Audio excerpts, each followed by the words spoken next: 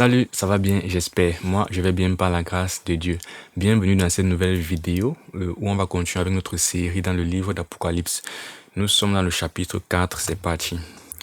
Après cela, je regardais et voici une porte était ouverte dans le ciel. La première voix que j'avais entendue comme le son d'une trompette et qui me parlait dit, monte ici et je te ferai voir ce qui doit arriver dans la suite. Donc on rappelle qu'au départ, Jean est sur l'île de Patmos et l'ange du Seigneur Jésus lui apparaît, lui fait voir les premières visions, ou bien lui dit les premières choses qui concernaient notamment les 7 églises en Asie. Et donc cette même voix lui dit ensuite, monte ici, je te ferai voir ce qui doit arriver dans la suite.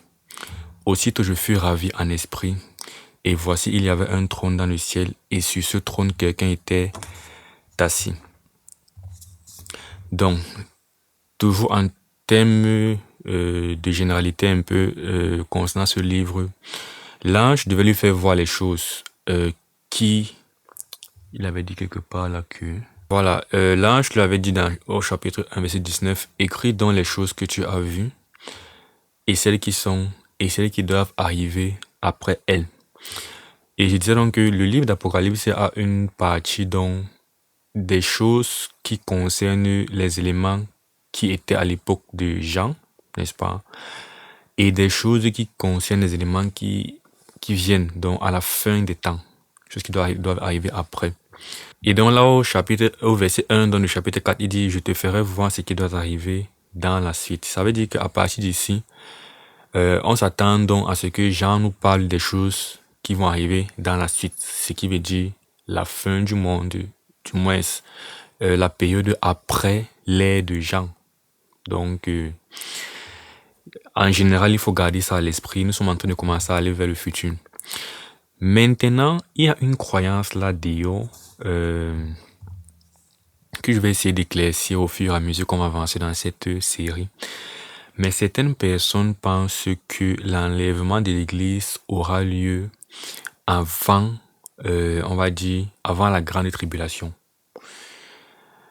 Et l'un des passages que ces personnes vont employer, c'est par exemple cette partie-ci. Lorsque l'ange dit « monte ici, je te ferai voir ce qui doit arriver dans la suite ». Toute lecture naturelle de ce texte-ci comprendrait que c'est l'ange qui s'adresse à Jean, simplement. Mais donc, ils vont un peu symboliser cette partie-ci comme une sorte de... Un peu comme pour dire ici, Jean représente l'Église. Et donc, ce chapitre 4 enseigne l'enlèvement de l'Église. Et comme dans ce chapitre 4, on ne parle pas encore de tribulation, alors l'Église sera enlevée avant l'Antéchrist. Donc, on aura l'occasion de voir dans l'avancement de cette série que ça ne peut pas être le cas pour trop de raisons. Donc déjà, je dis juste ça comme ça. Donc, je fus donc ravi en esprit et voici, il y avait un trône dans le ciel et sur ce trône, quelqu'un était assis. Donc, Jean arrive au ciel. Alors, celui qui était assis avait l'aspect d'une pierre de jaspe et de sardoine. Et le trône était environné d'un arc-en-ciel semblable à de l'émeraude. Autour du trône, je vis, bien sûr, celui qui est assis sur le trône, c'est l'Éternel, c'est Dieu. Autour du trône, je vis 24 trônes, et sur ces trônes, 24 vieillards assis revêtus de vêtements blancs et sur leur tête des couronnes d'or. Donc, on a ici la description de, voilà, ce que Jean a vu au ciel, on va dire un peu du trône de Dieu du coup.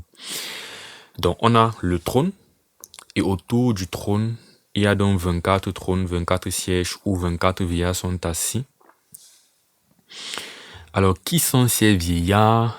Je ne vais pas dire plus que ce que le texte dit. Parce que, à ma connaissance, je ne pense pas qu'il y ait d'autres références à ces 24 vieillards dans la Bible. Donc, après, on peut stipuler, c'est une image des 12 tribus d'Israël, plus les 12 apôtres, c'est 12, je ne sais pas trop.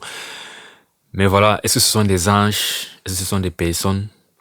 Si ce sont des personnes, bon, bref. Du trône sortent des éclairs. et des voix et des tonnerres. Devant le trône brûlent 7 lampes ardentes qui sont les 7 esprits de Dieu. Bon, on va parler un peu des 7 esprits de Dieu.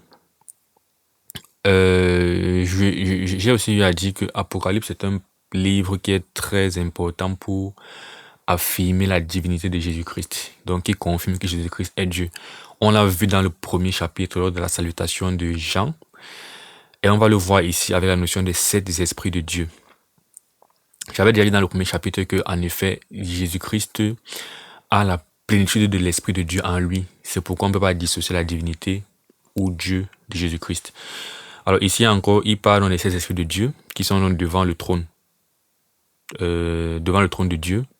Déjà, il y a une autre référence à ces 7 esprits de Dieu dans le livre de Zacharie. Dans Zacharie 4:2, il est écrit « L'ange qui parlait avec moi revint, et il me réveilla comme un homme que l'on réveille de son sommeil. Il me dit, que vois-tu ? Je répondis, je regarde et voici, il y a un chandelier tout d'or, surmonté d'un vase et portant 7 lampes avec 7 conduits pour les lampes qui sont au sommet du chandelier. » Puis au verset 10, « Car ceux qui méprisaient le jour des faibles commencements se réjouiront en voyant le niveau dans la main de Zorobabel. Ces 7 sont les yeux de l'Éternel qui parcourt toute la terre. » Verset 11, « Je pris la parole et je lui dis, que signifient ces 2 oliviers à la droite du chandelier et à sa gauche ?» Donc, de ce passage, on va épargner les détails, mais en gros, Zacharie a cette vision dans laquelle il voit dans le chandelier, et on sait que le chandelier était l'un des ustensiles dans le tabernacle de Dieu, le chandelier avec les 7 branches donc. Et ça nous explique un peu ce que signifie dans ce chandelier, ces 7 branches-là, ce sont les yeux de Dieu en fait. Et ce que ça représente, c'est le fait que Dieu, en fait, ses yeux parcourent toute la terre. On peut dire que ça représente un peu l'omniscience de Dieu. Bon, pas forcément l'omniscience, mais le fait que Dieu est présent, bien que Dieu voit tout ce qui se passe dans tout l'univers. Et donc pour moi, c'est les mêmes 7 esprits de Dieu qu'on avait dans l'Apocalypse. Bon, même pas que pour moi, c'est le cas. Le chapitre 6 d'Apocalypse, en fait, nous éclaire par rapport à ça. Je voulais dire le chapitre 5 plutôt, mais verset 6. Il dit, « Et je vis au milieu du trône et des 4 êtres vivants et au milieu des vieillards un agneau qui était là comme immolé. Il avait 7 cornes et 7 yeux, qui sont les 7 esprits de Dieu envoyés par toute la terre. » Donc, ces 7 esprits de Dieu donc, sont donc les esprits qui sont envoyés parcourir toute la terre. Comme on a vu dans Zacharie, le fait que les 7 esprits de Dieu parcourent toute la terre. Et dans ce passage, nous affirme uniquement une fois de plus que Dieu est présent partout et Dieu est un esprit. Maintenant, le chiffre 7, je l'ai dit, c'est le chiffre de la plénitude. Donc, généralement, on va l'employer pour signifier que c'est complet. L'action, bien la chose dont on parle, est pleine. Il n'y a pas de manque en fait. Donc, Dieu est vraiment, littéralement, partout. Il n'y a pas un endroit où Dieu n'est pas, ou bien que son esprit ne voit pas, en quelque sorte. Du coup, une autre chose qu'on peut noter par rapport à ça, c'est le fait que les choses telles que définies dans la loi, notamment dans le tabernacle, étaient, comme il est écrit dans Hébreu, vraiment une représentation des choses célestes. Et ces choses physiques, matérielles, avaient donc un sens spirituel. C'est-à-dire, c'est pas au hasard que Dieu avait demandé que dans le tabernacle, on va même d'ailleurs partir lire ça. Dans Hébreux 9, 1-2, on dit la première alliance avait aussi des ordonnances relatives au culte et au sanctuaire terrestre. Un tabernacle fut en effet construit dans la partie antérieure appelée le lieu saint, était le chandelier, la table et les pains de proposition. Donc c'est dans ce chandelier que Zacharie a vu, et on vient de comprendre l'Apocalypse, et même dans le livre de Zacharie, le sang de ce chandelier avec ces 7 branches, c'est l'idée de la présence de l'Esprit de Dieu partout dans le monde entier. Et c'est bien ce que Hébreux 8, verset 3 à 5 dit, le fait que ces choses qui étaient placées physiquement étaient une représentation des choses qui sont dans le ciel, dans les choses spirituelles. Tout souverain sacrificateur est établi pour présenter des offrandes et des sacrifices, d'où il est nécessaire que celui-ci ait aussi quelque chose à présenter. S'il était sur la terre, il ne serait pas même sacrificateur, puisque là sont ceux qui présentent des offrandes selon la loi. Donc ici, pas maintenant de Jésus-Christ, qui n'est pas sacrificateur terrestre comme c'était le cas de ceux de la loi.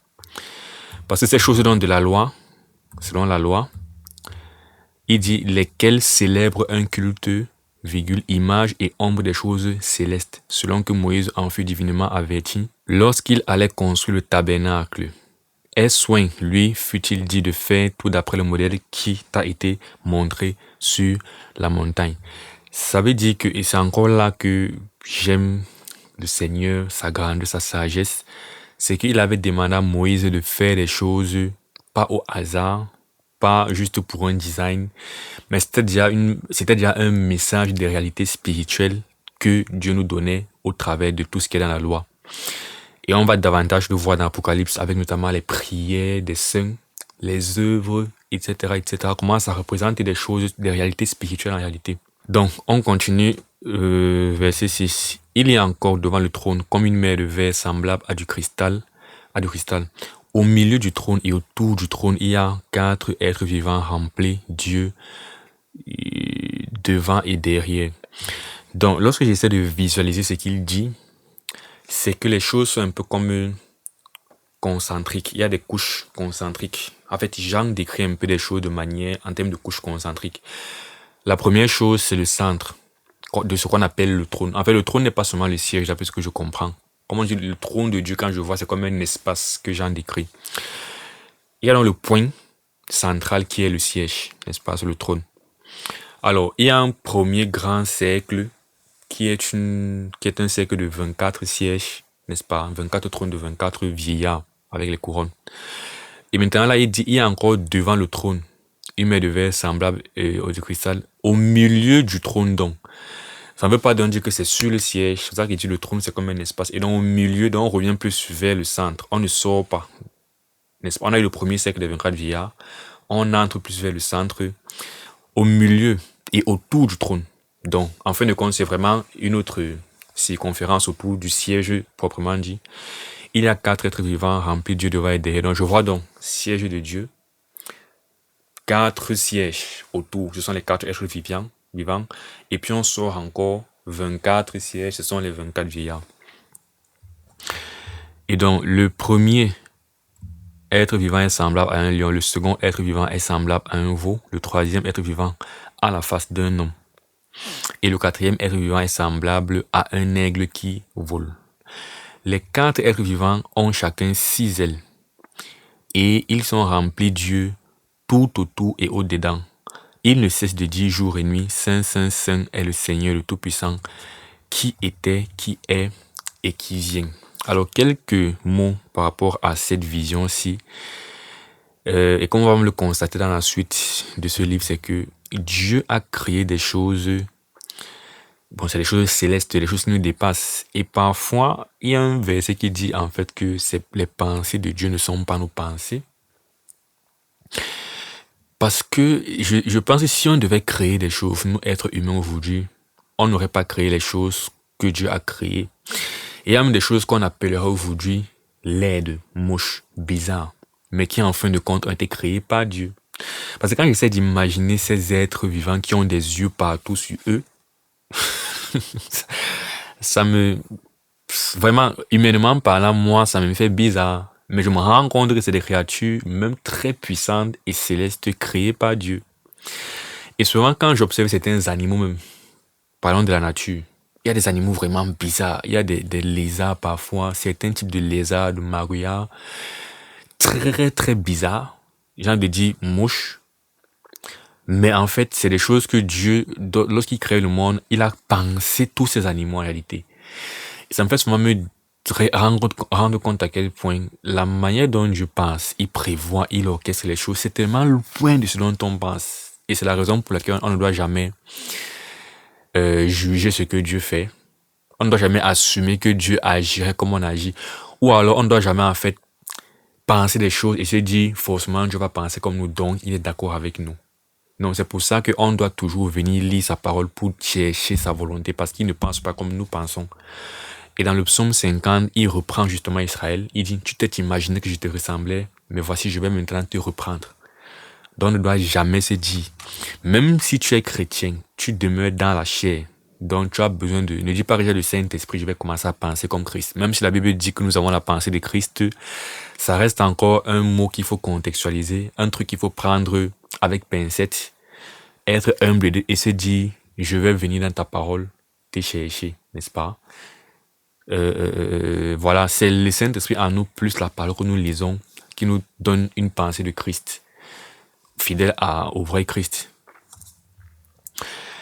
Donc, seconde chose concernant ça, c'est ces êtres vivants ont déjà été mentionnés dans le livre d'Ésaïe. Et c'est par ce passage qu'on va davantage voir, comme je disais, que Jésus-Christ en fait est Dieu, que Apocalypse vraiment martèle beaucoup cela. Donc, dans Ésaïe 6, à partir du verset 1, l'année de la mort du roi Osias, je vis le Seigneur assis sur un trône très élevé, et les pans de sa robe remplissaient le temple. Des séraphins se tenaient autour de lui, ils avaient chacun 6 ailes. Donc, on a le nom des êtres vivants que Jean a vus, ce sont des séraphins qui avaient 6 ailes.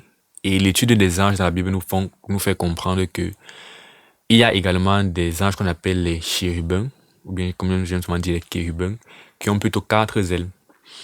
Donc, et les chérubins semblent être les anges, on va dire, normaux. Ce que Ézéchiel a vu, je crois dans le chapitre 1 ou 2. Ce sont des anges à 4 ailes, les chérubins. Et là, on a donc les séraphins. Apparemment, il n'y en a que 4. J'ai l'impression que dans toute la Bible, ou bien dans tout l'univers, il n'y a que 4 séraphins. Ce sont ces 4 qui sont autour de Dieu. Donc, il décrit donc, ils avaient 6 ailes, 2 dont ils se couvraient la face, 2 dont ils se couvraient les pieds, et 2 dont ils se servaient pour voler. Ils criaient l'un à l'autre et disaient, Saint, Saint, Saint l'Éternel des armées, toute la terre est pleine de sa gloire. Et autre chose, en fait, Saint, Saint, Saint, ce n'est qu'une façon de répéter, mais pour faire comprendre que c'est jour et nuit sans arrêt. Je pense que c'est ce que Jean a dit dans Apocalypse. C'est qu'ils les disent sans s'arrêter. Et pour dire à quel point l'Éternel est digne de louange et d'adoration, c'est-à-dire que les êtres aussi puissants que les anges ne peuvent s'arrêter en fait de dire tous les jours sa sainteté. Saint, Saint, Saint. Et parfois, c'est parfois difficile de concevoir à quel point Dieu est saint en réalité. Et c'est parfois quand tu lis des passages comme ça, je t'arrête 2 secondes que tu réalises qu'en fait, il est tellement saint. Et j'ai souvent suivi des prédicateurs dire qu'au ciel, on va éternellement adorer Dieu. Et sur le coup, ça semble, on va dire, pratiquement impossible. On va finir par s'ennuyer et tout. Mais les passages comme ça nous expliquent que Dieu, il est tellement infiniment grand, saint que la réponse naturelle que tout être vivant en sa présence a, ça ne peut qu'être une adoration infinie et éternelle. Donc, dans notre condition charnelle, puisqu'on est encore dans la chair, il y a des choses qu'on ne peut pas comprendre, je suppose. Mais que, étant dans les corps glorifiés spirituels et en présence de Dieu, on va certainement pouvoir comprendre, réaliser et faire des choses spontanément et naturellement. Mais c'est aussi un appel à chercher à être saint et à adorer Dieu pendant qu'on vit sur terre, à le louer. Les portes furent ébranlées dans leur fondement par la voix qui retentissait et la maison se remplit de fumée. Et dans Apocalypse, Jean, il a dit que quoi? Il entendait des voix et des tonnerres et des éclairs. Donc, imaginons ce spectacle comme ce que Moïse avait entendu sur la montagne. La voix de Dieu, c'est vraiment un truc d'impressionnant, quoi. Alors je dis, malheur à moi, je suis perdu, car je suis un homme dont les lèvres sont impures. J'habite au milieu d'un peuple dont les lèvres sont impures, et mes yeux ont vu le roi, l'Éternel des armées. Mais l'un des séraphins vola vers moi, tenant à la main une pierre ardente qu'il avait prise sur l'autel avec des pincettes. Et ici, il y a quelque chose qui cloche. Ésaïe dit que ses yeux ont vu le roi. Il dit qu'il a vu l'Éternel des armées. Alors, si tu connais bien la parole de Dieu, tu connais ce qui cloche par rapport à ça. Si tu ne connais pas, je te rafraîchis la mémoire. Tu as peut-être oublié. Dans Jean 1,18, en fait, le Saint-Esprit nous dit « Personne n'a jamais vu Dieu. » Personne. Ésaïe entre dans personne. Le Fils unique qui est dans le sein du Père est celui-là qui l'a fait connaître. Si donc personne n'a jamais vu Dieu, mais Ésaïe dit qu'il a vu l'Éternel, il a vu le roi des armées, qui est-ce que Ésaïe a vu? Parce que Ésaïe ne ment pas non plus. Et la réponse, elle est simple. Ésaïe, il a vu Jésus parce que Jésus est l'image, est la représentation de Dieu. Personne n'a jamais vu Dieu, sauf Jésus-Christ. Donc, c'est pourquoi il disait, Apocalypse, c'est un livre où il y a beaucoup de choses comme ça qui nous font vraiment assimiler Jésus-Christ en fait à Dieu, bien comprendre que Jésus-Christ est Dieu. Donc, Isaïe a vu Jésus-Christ, mais bien sûr, ce n'était pas encore Jésus-Christ dans sa révélation, bien sa manifestation telle qu'on le connaît après son incarnation, naissance par Marie et tout ça. Mais Jésus existait avant de venir sur terre. Donc, Isaïe a vu Jésus au ciel. Et quand il dit qu'il a vu l'Éternel, ce n'est pas faux. Quand il dit qu'il a vu Dieu, ce n'est pas faux. Parce que, voilà, l'Éternel, c'est Jésus-Christ. Ce même Isaïe a prophétisé que Jésus devait venir, bref, que l'Éternel devait venir sur terre. Il a bien dit qu'on l'appellera comment? Je pense qu'il a dit qu'on l'appellera admirable. On l'appellera, je crois, c'est Père éternel ou bien l'Éternel des armées, un truc comme ça. Et c'est Jésus qui est venu. Donc, voilà. Il y a une dimension mystérieuse, mystère, incompréhensible humainement dans la Trinité, mais ce qu'on peut retenir simplement, c'est que voilà, Jésus-Christ le Fils, il est Dieu. Le Père, l'Éternel, il est Dieu. Le Saint-Esprit, il est Dieu. Et parlant du Saint-Esprit, on revient donc sur l'Esprit, le Saint-Esprit. Au verset 5, quand il dit du trône sortent des éclairs, des voix. Devant le trône brûlent 7 lampes ardentes qui sont les 7 esprits de Dieu. 7 esprits de Dieu, dont le Saint-Esprit, dans sa plénitude. C'est Dieu, en fait. C'est une façon de dire, en fait, que j'ai vu Dieu. Et on a vu au chapitre suivant que ces 7 esprits, en fait, étaient, en fin de compte, en Jésus-Christ. Les 7 esprits de Dieu. Donc, toute la plénitude de Dieu était en Jésus-Christ. Quand il a dit, au milieu du trône et des 4 êtres vivants et au milieu des vieillards, un agneau qui était là comme immolé, on sait que ça renvoie à Jésus-Christ. Il avait 7 cornes et 7 yeux qui sont les 7 esprits de Dieu. Donc l'agneau Jésus-Christ a sur lui les 7 esprits de Dieu. Et on se rappelle que depuis le départ, Jean avait déjà dit ceci. Jean aux 7 églises qui sont en Asie, de la part et que la grâce et la paix vous soient données de la part de celui qui est, qui était, qui vient, de la part des 7 esprits qui sont devant son trône. Donc une fois de plus, les 7 esprits-là représentent le Saint-Esprit, ça représente la personne pleine de Dieu. Et on voit donc que ces 7 esprits sont en Jésus-Christ. Et juste au cas où ce n'était pas assez clair, chapitre 3, Jésus-Christ parle et dit, écrit à l'ange de l'église de Sardes, voici ce que dit celui qui a les 7 esprits de Dieu et les 7 étoiles. Donc, passage très puissant pour affirmer que Jésus-Christ est Dieu. Et là, on finit verset 9. Quand les êtres vivants rendent gloire et honneur et action de grâce à celui qui est assis sur le trône, à celui qui vit au siècle des siècles, les 24 vieillards se prosternent devant lui, qui est celui qui est assis sur le trône, et ils adorent celui qui vit au siècle des siècles, et ils jettent leur couronne devant le trône, en disant, tu es digne, notre Seigneur, notre Dieu, de recevoir la gloire et l'honneur et la puissance, car tu as créé toutes choses, et c'est par ta volonté qu'elles existent et qu'elles ont été créées.